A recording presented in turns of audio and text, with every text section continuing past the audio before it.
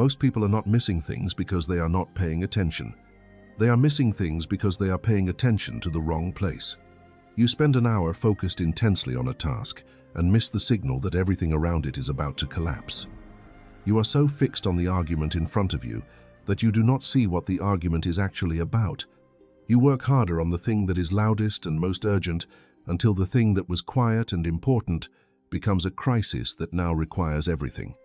This is not laziness. It is not weakness. It is a specific failure of perception that most people never address because they have been taught that more focus is always the answer.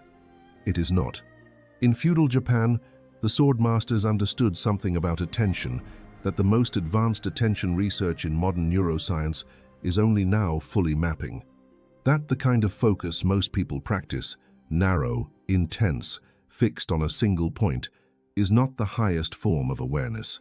It is a tool, a powerful one. But used exclusively, it creates a specific and costly blind spot. Everything outside the narrow beam of focus disappears. They had a name for the alternative, a trained state of awareness that could hold the entire field while remaining responsive to any point within it. That could see the obvious and the peripheral at the same time. That could notice what was developing before it became visible to everyone else. They called it Metsuke, and the man who documented it most precisely was not a wandering ronin or a legendary warrior. He was a teacher, the sword master of the most powerful government in Japanese history. A man who trained 3 shoguns and wrote the most important document on Metsuke that exists. His name was Yagyū Munenori. 6 principles from his life and writings. 6 ways to see what others cannot. Subscribe, and let's begin. Who was Yagyū Munenori? Before the 6 principles, you need to understand who Munenori was, because his position is the argument. Yagyū Munenori was born in 1571 into the Yagyū clan, a family with a deep tradition in swordsmanship. He trained under his father Yagyū Sekishusai and eventually under the legendary Kamiizumi Nobutsuna, one of the greatest sword masters of the era. By his 30s, Munenori had become the official sword instructor to Tokugawa Ieyasu, the man who unified Japan. He would go on to teach 3 successive shoguns. He held a political position of significant influence. He was, by any measure, at the center of power in Edo period Japan. But what separated Munenori from other sword masters of his era was not his technical brilliance. It was his understanding of something that most warriors spent their entire lives neglecting. The sword fight is won or lost before the sword moves, in the quality of perception that precedes the action, in the awareness that reads the whole situation rather than the obvious center of it, in the trained ability to see what is actually happening rather than what appears to be happening. He documented this understanding in Heiho Kadensho, a text he presented to the Tokugawa Shogunate. Not a manual of technique, a philosophy of perception, of how to train the mind to see completely rather than selectively. 6 principles from that philosophy. Principle 1.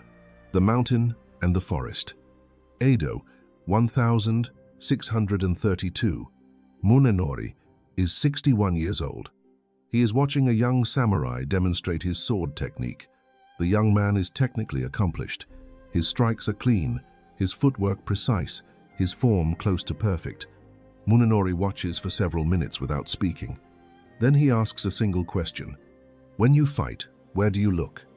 The young samurai answers, at the opponent's sword, at the point of danger, at the thing that can kill him. Munenori nods slowly. And what do you miss while you are watching the sword? The young man does not answer because he has not considered the question. Munenori sits. The sword is one tree, he says. You have learned to see the tree perfectly. You have not yet learned to see the forest. He stands and demonstrates. His gaze is soft, unfocused on any single point. His eyes take in the entire space without fixing on any part of it. Distant mountains, he says.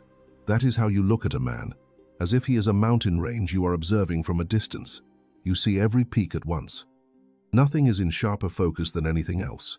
Nothing is hidden by your attention to something else. This is the first principle of Metsuke. See the mountain, not just the tree. Most people are trained, from childhood, to focus, to narrow attention to a single point and hold it there.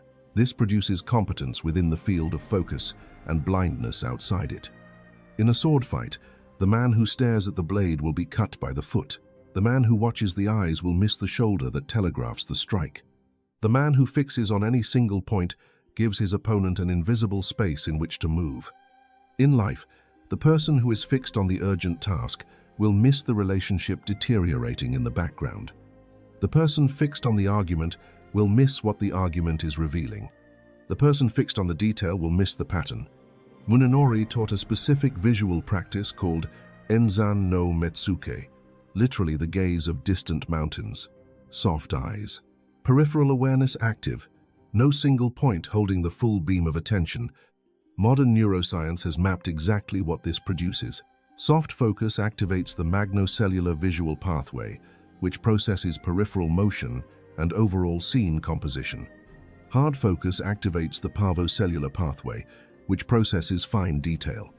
Elite performers in combat sports, surgery, and air traffic control consistently demonstrate the ability to switch between these modes, deliberately, using hard focus for precise action and soft focus for situational awareness.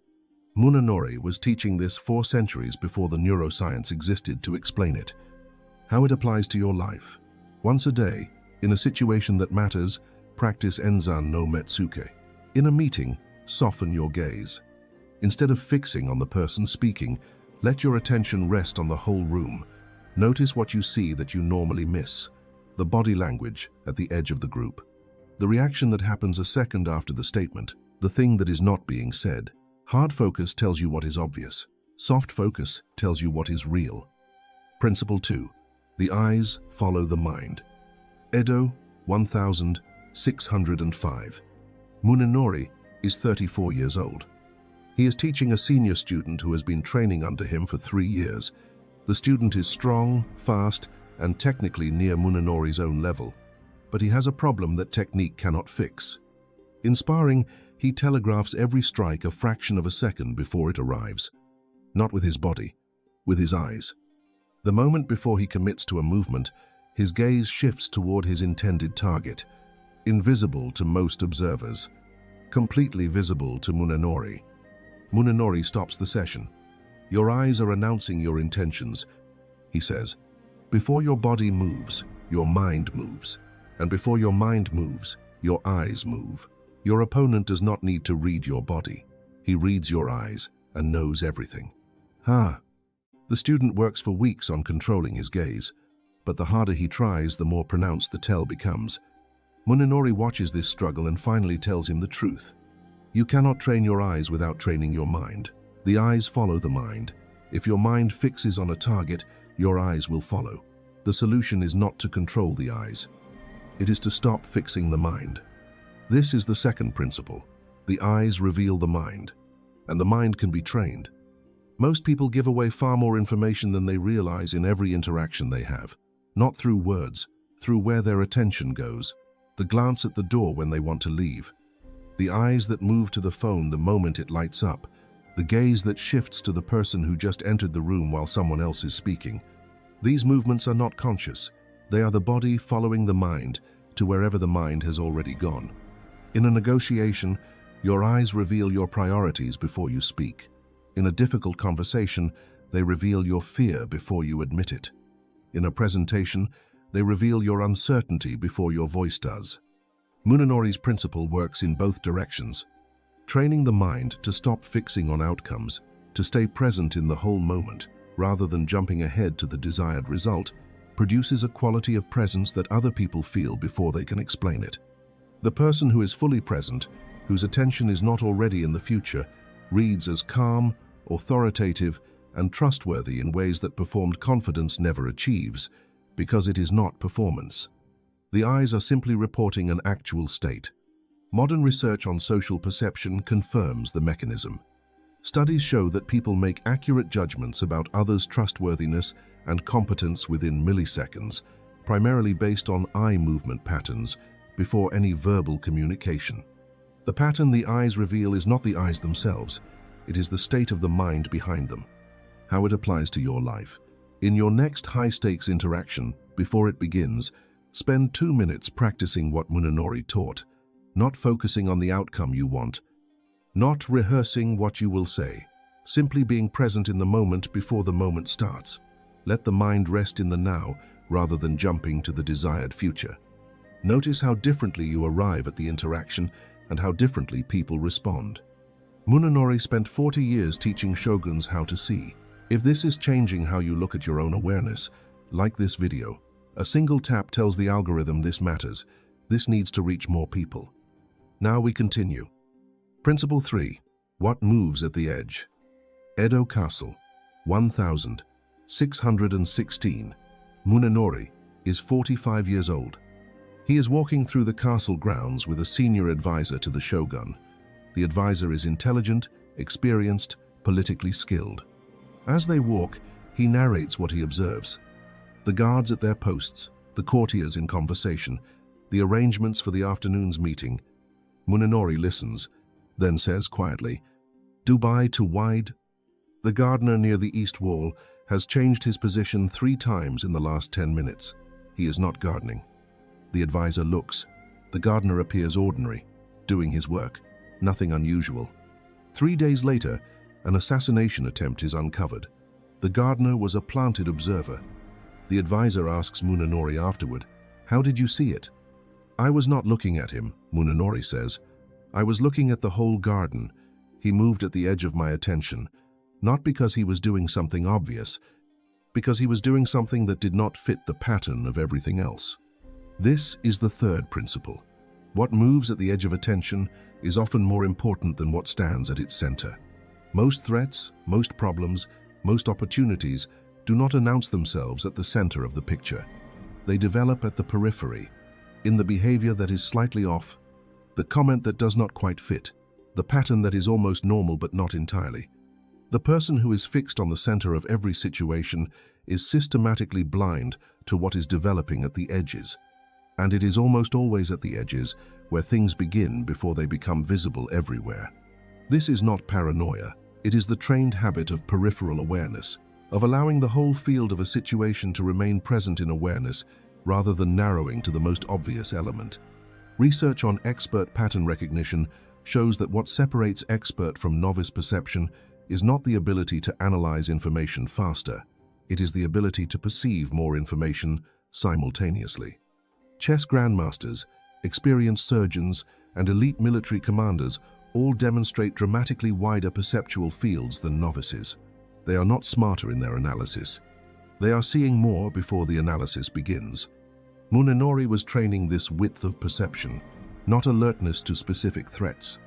The habit of keeping the whole field present so that anomalies, anything that does not fit the pattern of the whole, become visible before they become obvious. How it applies to your life. In any situation you are in today, practice holding the whole field. In a conversation, notice not just what is being said, but what is happening in the room around the conversation. In a project, not just the task in front of you, but what is happening at the margins of it, not with anxiety. With the same soft gaze Munenori practiced in the dojo. What moves at the edge when you allow the edge to exist in your awareness? Principle 4. The still water sees clearly. Edo, 1625. Munenori is 54 years old. A young samurai comes to him with a problem he cannot solve through training alone. In practice, his perception is excellent. He sees opponents clearly, reads situations accurately, responds with precision. In real situations, under genuine pressure, everything changes. His perception narrows. He fixes on the most obvious threat and loses the field. He reacts to what is loudest instead of what is important. He cannot understand why practice and reality produce such different results. Munenori looks at him for a long moment. "When you are calm, your mind is like still water," he says. "Still water reflects everything above it perfectly. Every cloud, every bird, every movement in the sky, nothing is distorted." He pauses.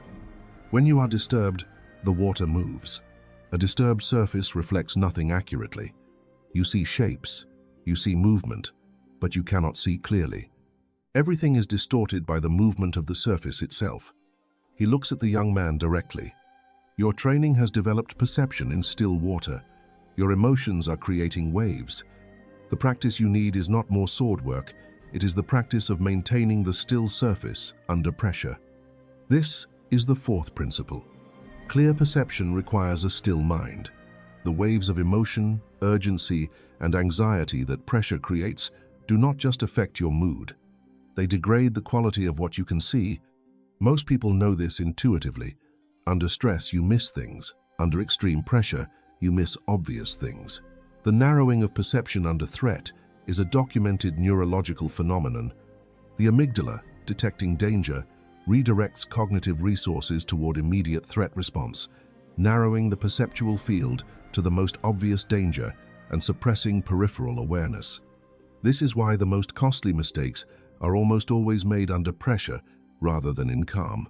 Not because the person became less intelligent, because their perceptual field narrowed at exactly the moment when they needed it most. Munenori's practice for this was not relaxation techniques. It was the daily cultivation of equanimity through the same training that produced everything else. Sitting in stillness. Practicing the still water state not when it was easy, but when the situation was designed to disturb it. Training the mind to maintain its surface quality under the conditions that most disrupted it. Modern research on stress and perception confirms the mechanism with precision. Cortisol and adrenaline, released under threat, produce measurable narrowing of attentional field within seconds. The practices that counteract this, measured breathing, grounding, the deliberate expansion of peripheral awareness, work by activating the parasympathetic nervous system and literally widening the perceptual field. Munenori was teaching this 4 centuries before the cortisol research existed. How it applies to your life. The next time you feel pressure building, before you respond to the situation, spend 30 seconds on one specific practice. Breathe slowly and deliberately. Soften your gaze. Let the whole room, not just the problem, come back into awareness. You are not delaying action. You are restoring the perceptual quality that the pressure degraded. What you see after 30 seconds of this practice will be more complete than what you saw in the first moment of pressure. Principle 5. See the intention, not the action. Edo, 1619. Munenori is 48 years old. He is demonstrating something to a group of advanced students. He stands across from one of them, a senior student with 15 years of training. He asks the student to attack whenever he chooses, with full speed and full commitment. They stand in silence. 30 seconds pass. The student does not move. A minute. Still nothing. The student finally lowers his weapon. "I cannot find an opening," he says, frustrated. "Every time I think about attacking, something changes in your posture." Munenori nods. "You are reading my intention," he says, "not my movement. By the time movement begins, response has already begun too late. The sword that responds to movement is always behind. The awareness that reads intention responds before movement begins." He looks at the group. This is Metsuke at its deepest level. You are not watching the body. You are watching the quality of presence behind the body. The moment before the intention becomes action. That moment is visible to anyone who has trained themselves to see it. This is the 5th principle. Train your awareness to read intention, not just action. This sounds mystical. It is not.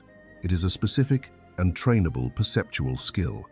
Research in anticipatory perception, studied extensively in expert athletes and military personnel, shows that the ability to predict opponent behavior before action begins is not intuition. It is pattern recognition operating below conscious awareness. Expert tennis players begin responding to serves before the ball leaves the racket. Expert chess players recognize position threats before consciously analyzing them. What they are reading is the micro-signals that precede action, the subtle postural shifts, the changes in breathing pattern, the quality of attention that announce intention before the body commits to it. Munenori was teaching his students to develop this capacity, not through mystical sensitivity, through the deliberate training of soft awareness across thousands of repetitions until the pattern recognition operated automatically. In daily life, this skill transfers completely. The colleague whose body language announces conflict before they speak, the meeting that is going badly before anyone has said the wrong thing, the relationship dynamic that is shifting before either person has named it. These are all readable by someone who has trained Metsuke. How it applies to your life. In your next important meeting or conversation, practice reading one level deeper than the words, not analyzing, simply noticing the quality of attention before someone speaks. The slight shift in posture before a decision is made. The change in energy before the room agrees or disagrees. You are not trying to be clever.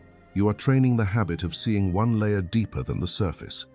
That layer is where most of what actually matters is already visible. Principle 6. The warrior who sees everything decides nothing. Edo, 1638. Munenori is 67 years old. A senior political advisor comes to him with a problem. He has been using Metsuke in political situations, and it is causing him distress. He sees too much. Every conversation contains hidden tensions. Every alliance contains competing motivations. Every situation contains more complexity than can be acted on. He feels paralyzed by what he perceives. Munenori listens carefully. "You have learned to see," he says. "You have not yet learned what to do with what you see." He is quiet for a moment. The mountain sees the whole valley, but the mountain does not try to manage every tree in it. It sees everything and acts on what requires action. The rest it holds in awareness without disturbance. He looks at the advisor. Metsuke is not a tool for finding more problems. It is a tool for seeing clearly enough to know which problems are real, which are noise, and which will resolve without your intervention. The warrior who sees everything and acts on everything is exhausted. The warrior who sees everything and acts only on what matters is undefeatable. This is the 6th principle. Perception without discernment is paralysis. Metsuke is complete only when it includes the wisdom to choose what deserves response. This is perhaps the most practically important principle for modern life. The person who has trained wide awareness without the companion skill of discernment becomes overwhelmed. They see the signals in every interaction, the tensions in every relationship, the problems developing at every margin, and they feel responsible for responding to all of it. This is not Metsuke. It is anxiety with a more sophisticated perceptual field. Metsuke, at its full development, includes what Munenori called kan, the intuitive sense of what is actually significant among everything that is merely visible. The ability to hold the whole field in awareness without being commanded by every element of it. To see problems developing at the edge without treating every development as a crisis requiring immediate response. Research on expert decision-making under complexity confirms the mechanism.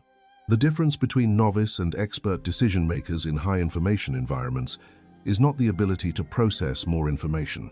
It is the ability to identify which information is signal and which is noise, to resist the pull of the visible and respond to the significant. This is not a skill of analysis. It is a skill of equanimity, of being able to hold the complete picture without being disturbed by every element of it. How it applies to your life. The practice here is one question asked in the moment of perception. Of everything I am seeing right now, what actually requires a response? Not what is loudest, not what is most urgent. What actually requires action, and what can be held in awareness and allowed to develop without intervention? The answer will be different from what your anxiety tells you, but it will almost always be smaller, and acting on the smaller true set rather than the larger anxious one is where Metsuke becomes a genuine advantage. What this means for you. Metsuke is not a technique for sword fighting, it never was. It is a complete philosophy of attention, of how to train the quality of awareness you bring to every situation so that you consistently see more of what is real and less of what is merely obvious. 6 principles from Munenori's life and writings. See the forest, not just the tree. Expand your awareness to hold the whole situation rather than fixing on its most obvious element. Train the mind before the eyes. The quality of your perception is a reflection of the quality of your mental state. A disturbed mind sees poorly. A still mind sees clearly. Notice what moves at the edge. The significant things in any situation are almost never at the center. Train yourself to keep the periphery present in your awareness. Maintain the still surface under pressure. When pressure narrows perception, use deliberate practice to restore the width of your awareness before you respond.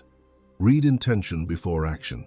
Train the habit of seeing one layer deeper than the surface behavior to the quality of attention and presence that precedes it. See everything. Respond to what matters. Perception without discernment is paralysis. The full development of Metsuke includes the wisdom to distinguish signal from noise. These are not passive skills. They are trained through deliberate practice in ordinary situations across ordinary days. Munenori taught them to shoguns because he understood that the quality of perception at the highest levels of leadership determines the quality of every decision made. That the person who sees clearly, completely, and calmly will always have an advantage over the person who sees narrowly, partially, and reactively. That advantage is available to you, not through extraordinary ability, through the daily practice of looking differently. Yagyū Munenori died in 1646 at the age of 75. He had taught 3 shoguns, written the most important document on Metsuke in Japanese history, and spent his entire adult life investigating one question. Not how to fight better, how to see better. Because he understood, from the very beginning of his practice, that everything else, every decision, every action, every response to every situation, begins with what you are able to perceive before you act. The 6 principles in this video are the distillation of a lifetime spent answering that question. See the whole field. Train the mind that produces the seeing. Notice what moves at the edge. Maintain clarity under pressure. Read the layer beneath the surface. And distinguish the significant from the merely visible. These are not philosophy for admiring. They are practices for applying. In the next meeting, the next difficult conversation, the next moment of pressure that narrows your awareness to the most obvious threat and blinds you to everything else. Munenori trained 3 of the most powerful men in Japan to see differently. The training is available to you. It begins with the next thing you choose to look at. Comment below. See first with the mind. Subscribe to Presence and Purpose for ancient wisdom tested by time and confirmed by science. New video every week. Munenori spent 40 years teaching the most powerful men in Japan how to see. The question is, what you will do with what you have just learned.